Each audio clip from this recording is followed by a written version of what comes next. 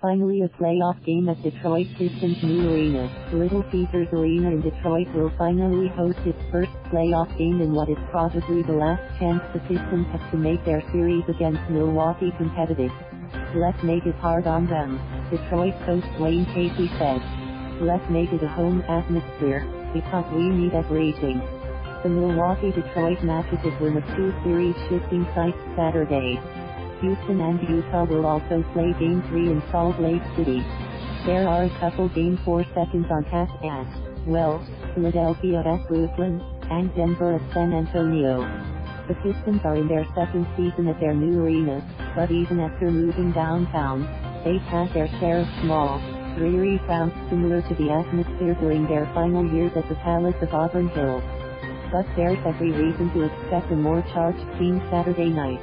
Little Caesars Arena has hosted NCAA and Horizon League tournaments in basketball, but there have been no home playoff games yet for the Pistons or for the Red Wings, who also play there. "I hope we're building trust with our fans by getting the first step of getting into the playoffs, because we have some great, knowledgeable basketball fans here in Detroit," Casey said. "We've got to make sure we come out and represent them, but we need all them to come out the way they treated us in Milwaukee, like we stole something." The Pistons were drubbed in the series opener 121-86. They played better in Game 2, even leading at halftime, but they still lost 120-99 to the top-seeded Bucks. Houston is also up 2-0 in its series against Utah. James Harden is coming off a triple-double of 32 points, 13 rebounds and 10 assists Wednesday night. The Rockets win the first two games by a combined 52 points. Philadelphia leads Brooklyn 2-1 after winning on the road Thursday night. The 76ers were held to 102 points in a game win-loss but have been impressive since, winning 145-123 in Game 2 and then 131-115 on Thursday. Tobias Harris made all 6 of his 3-point attempts in Game 3. San Antonio took a 2-1 lead over Denver with a 118-108 victory in Game 3. Derrick White scored a career-high 36 points. A look at Saturday's games. 76 ERS AT 76 Spurs lead 2-1. Game 4, 3 p.m. Eastern Daylight Time, TNT. Need you know, Philadelphia coach Brett Brown isn't sure if Joel Embiid will play, but the 76ers were just fine without their all-star center in Game 3.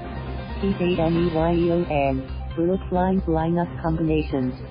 D'Angelo Russell, center Dinwiddie and Caris LeVert all had big games when the Nets won the opener, so coach Kenny Atkinson needs to figure out how much he can get his best ball handlers on the floor for more time, while still being able to rebound and defend against a much bigger lineup. Injury watch. Embiid worked out Friday at practice, but Brown said he didn't have a gut feeling either way whether Embiid's left knee would feel well enough for him to play. The Sixers have depth behind him with Monroe and Boban Marjanovic, who combined for 23 points and 21 rebounds in Game 3. It's not a knock on anyone else, but there is a significant drop-off when you take a long-back player out of the lineup, star JJ Redick said. Pressure ISON, Joe Harris. Brooklyn Stars led the NBA in 3-point percentage during the regular season, but was 0 for 4 behind the arc in Game 3. He also struggled to stay close to Redick on defense, and Redick responded with 5 3-seconds and 26 points. The Nets need Harris to be better on both ends. Nuggets AT Spurs lead 2-1. Game 4, 5:30 p.m. Eastern Daylight Time, TNT. Need you know, Denver has won only 6 of its last 37 road games in the playoffs, and 3 of those came during the 2008-09 season, when the Nuggets reached the conference finals. That's the only time Denver made it past the first round in its last 11 postseason appearances. On the road against San Antonio specifically, the Nuggets have lost 4 straight playoff games and 13 straight regular season games. Marquee matchup. White had a big game for the Spurs in Game 3, but Denver's Jamal Murray finished Game 2 with a flourish, scoring 21 of his 24 points in the fourth quarter. Pressure ISON. Nikola Jokic has averaged 17.7 points in the series, which certainly isn't bad. But with Denver on the road and trying to avoid a 3-1 deficit in the series, the Nuggets 7-footer will be on the spot. But AT Pistons lead 2-0. Game 3, 8 p.m. Eastern Daylight Time, Eastern. No, Detroit has lost 12 straight playoff games dating to 2008. Heat 8 NEYEON has Connaughton scored 28 points for Milwaukee over the first 2 games, shooting 12 of 16 from the field. It's hard enough to beat the Bucks when Giannis Antetokounmpo and Derrick White are rolling, but if players like Connaughton are making major contributions, these games can become blowouts. Injury loss. Pistons star Blake Griffin missed the first 2 games of the series with knee issues. Pressure ISON. Detroit picks up Thon Maker in a trade this season, and he could be an intriguing player for the Pistons in the future, but Griffin's injury has forced him to play an important role in this series, and he has only 10 points so far. He went 0 for 9 from 3-point range over the first 2 games. Rockets AT Jazz No.